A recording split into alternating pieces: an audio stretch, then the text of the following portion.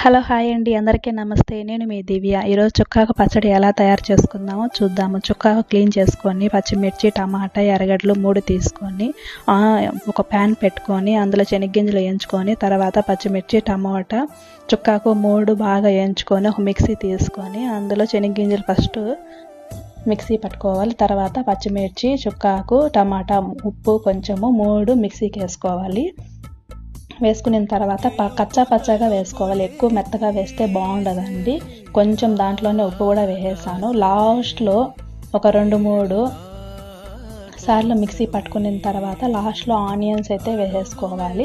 ఇట్లా పచ్చివే ఆనియన్స్ వేసుకుంటే చాలా అంటే చాలా సూపర్గా టేస్టీగా ఉంటుంది చుక్కాకు పచ్చడి. ఒకసారి మీ ఇంట్లో కూడా ట్రై చేయండి, చాలా బాగుంటుంది. వేడివేడి అన్నంలోకి చుక్కాకు పచ్చడి కొంచెం మురుకులు వేసుకొని సూపర్గా అంటే సూపర్గా ఉంటుంది. వీడియో నచ్చితే లైక్ చేసి షేర్ చేసి సబ్స్క్రైబ్ చేసుకోండి. బాయ్.